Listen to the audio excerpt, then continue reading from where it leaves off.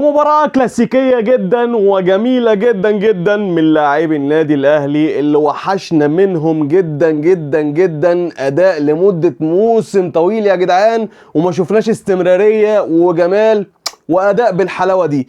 بسم الله الرحمن الرحيم، صلوا وسلم على اشرف فيا وفيك، وما تنساش ابدا ابدا الدعاء لاخواتنا اللي موجودين في فلسطين ان ربنا ينصرهم على العدو اللي عندهم عن قريب ان شاء الله، عاجل غير اجل. ومحتوى حلقه النهارده حطينا على المصري يا جدعان أربعة كاملة مكملة مع أداء محترم مع فنيات عالية جدا. امتى نضغط، امتى نرجع، امتى نهاجم، امتى ندافع، ولكن في تعليق بسيط على موضوع الدفاع ده. بداية كده، النادي الاهلي في 3 ماتشات من الدورة المجمعة الاخرانية لبطولة الدوري لهذا العام، النادي الاهلي احرز 3 في مرمى بتروجيت، و5 في مرمى الحرس، و4 في مرمى النادي المصري. بالاضافة طبعا للمباراة بتاعة بيراميدز، ولكن دي انا هطلعها من الحسبة خالص علشان احنا بنتكلم حاليا على عماد النحاس واداء عماد النحاس وظبطة عماد النحاس لفريق النادي الاهلي. كده 3 زائد 5 زائد 4 يساوي 12 هدف هجومي للنادي الاهلي،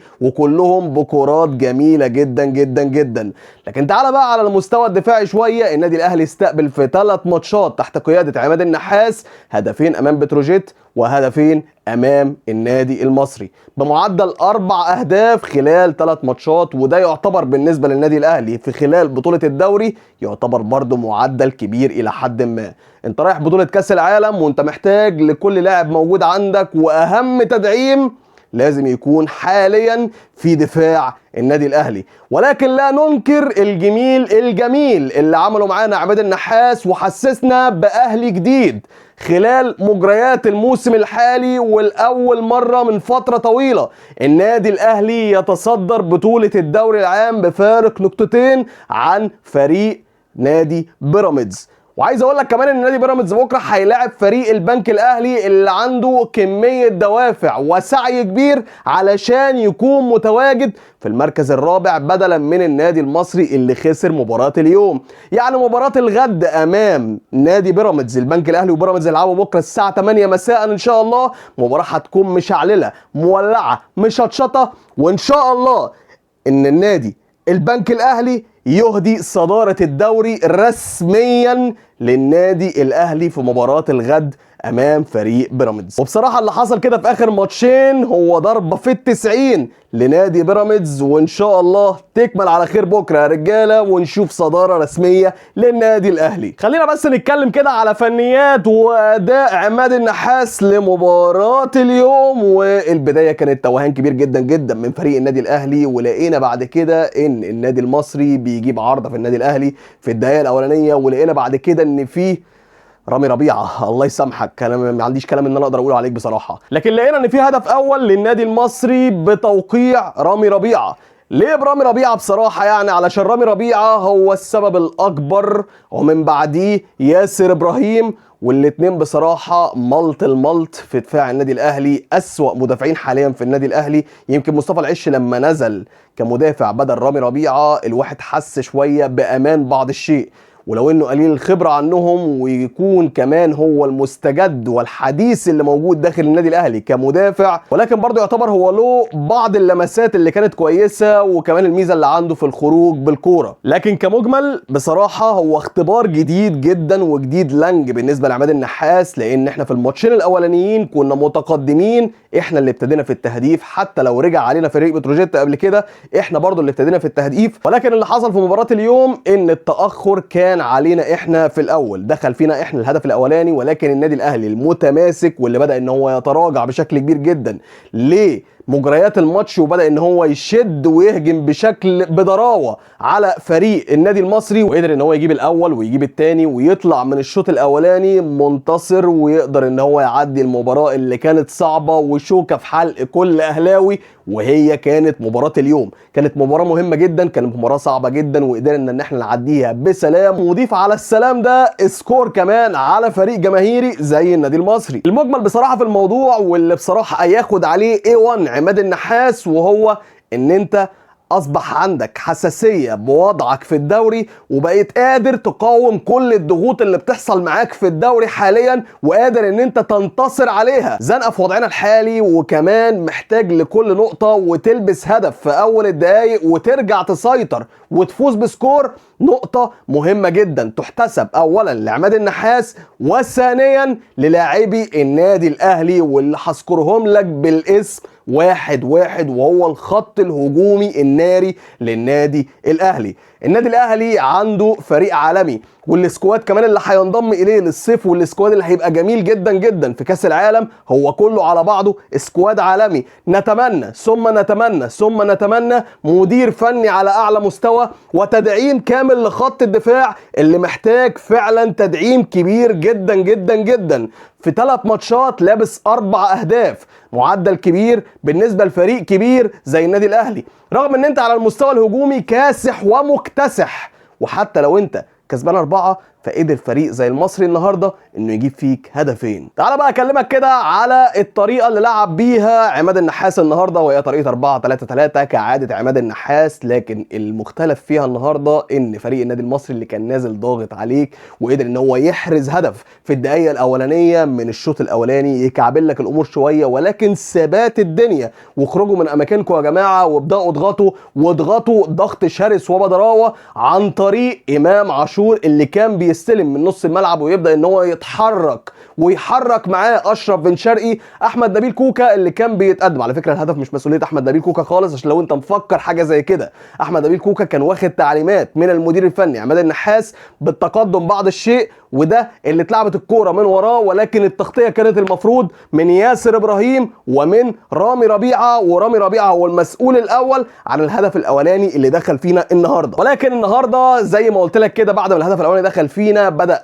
فريق النادي الاهلي وعماد النحاس مديره الفني ان هو يقدم الباكين بشكل مكثف لقدام. محمد هاني او احمد نبيل كوكا بداوا يتقدموا بضراوه، وبدا في تبديل ادوار ما بين اشرف بن شرقي واحمد نبيل كوكا، وطاهر محمد طاهر ومحمد هاني بيبدلوا الباصات على بعض. ولكن اللي كان بيوصل الكوره من منطقه وسط الملعب هو اللاعب امام عاشور، اللي عنده مهاره، عنده سرعه، عنده دريبلينج عالي جدا جدا. وبصراحة هو اللي كان مفوق المستوى الهجومي العالي اللي كان ظاهر عليه النادي الأهلي النهاردة. وسام أبو علي اللي رجع لمستواه ورجع لذاكرة التهديف من جديد، وبقى وسام أبو علي اللي احنا عارفينه من الموسم اللي فات. وأصبح وسام أبو علي مش مجرد فينيشر بس، لا لا لا خالص، هو دلوقتي أصبح محطة وأصبح فينيشر بشكل جميل جدا جدا. عايز أقول لك إن وسام أبو علي النهاردة ياخد تقييم 8.5 من 10. اللاعب ده النهاردة كمهاجم عامل 13 تمريرة، منهم 11 تمريرة صحيحة، ومنهم 5 مؤثرين بشكل كويس جدا جدا جدا. تخيل لاعب مهاجم بيعمل لك محطة وبيعمل لك باصات جميله جدا جدا زي اللي عملها وسام ابو علي النهارده. تعال بقى للناحيه اليمين للمايسترو، حرفيا مايسترو طاهر محمد طاهر، والشكر كل الشكر لمارسيل كولر ان هو رجع لنا لاعب زي طاهر محمد طاهر لمستواه اللي احنا عارفينه من المقاولين، وعدى كمان المستوى ده. طاهر محمد طاهر بيقدم اجمل ما في كره القدم مع النادي الاهلي خلال الايام دي، ويا رب الثبات الثبات الثبات على المستوى الحالي لطاهر محمد طاهر.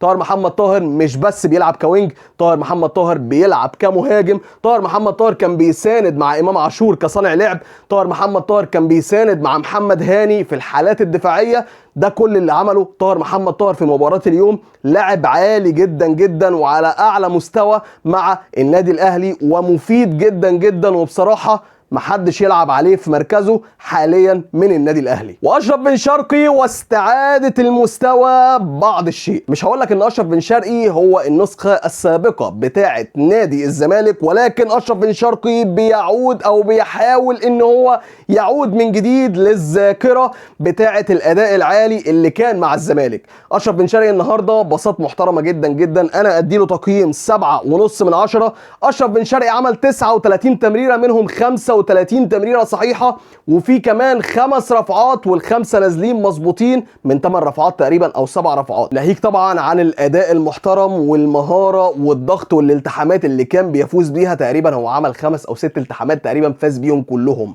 ده اللي عمله اشرف بن شرقي النهارده. ومش بس كده، هو كان بيلعب على واقف وممكن يتحرك، ممكن يضغط، ممكن يلعب ثابت زي ما هو من غير حركات كتير، يباصي الباصه ويحرك زميله اللي من وراه احمد نبيل كوكا. ده اللي عمله النهارده اشرف بن شرقي. اللاعب عالي جدا جدا جدا، والثبات ثم الثبات ثم الثبات على المستوى، وهتشوفوا نسخه جميله جدا من اشرف بن شرقي.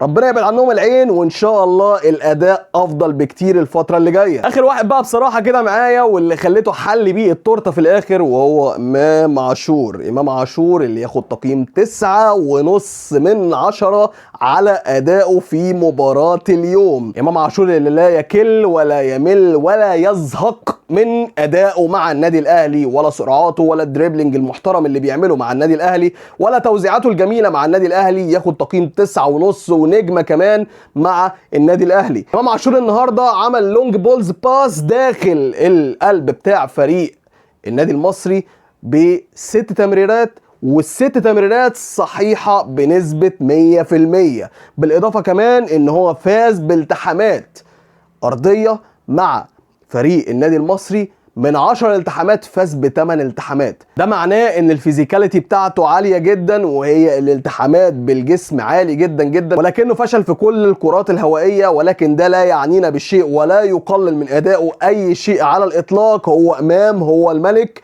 وهو بصراحه افضل لاعب موجود في مصر حاليا. اسيستات تلاقي، اهداف تلاقي، وان شاء الله هداف الدوري لهذا الموسم امام عاشور. يبقى كده اللي احنا استفدناه من مباراة اليوم ان عماد النحاس كان بادي بداية على الهادي جدا لحد ما اتلب هدف، وبدأ ان هو يضغط وبضراوة على فريق النادي المصري، وقدر ان هو يسجل اول تاني تالت رابع 4 اهداف في مرمى النادي المصري. وكل ده بسبب الضغط المكثف اللي كان بيعمله على فريق النادي المصري عن طريق تقدم الباكين وضم الاتنين جناحات لقلب الملعب. وممكن نقول اشرف بن شرقي ما كانش بيضم بشكل مكثف قوي، لانه كان بيساند احمد نبيل كوكا اللي جاي من وراه، واتلعبت له كذا تمريره واترفعت كذا رفعه عن طريق احمد نبيل كوكا اللي كان محطته في الاول اشرف بن شرقي. خلصت المباراة بتاعت النهارده، وخلصت كمان حلقتنا. ولو انت من الابطال اللي وصلوا معانا لحد اخر الفيديو، لايك شير كومنت تاج واشترك في القناه بتاعتنا، فعل زر الجرس عشان تتابعنا في كل جديد جاي، وهبطنا لايك متين محترم منك عشان الفيديو يوصل لاكبر عدد من الناس. واشوفك يا صديقي على خير المره اللي جايه. السلام عليكم ورحمه الله وبركاته.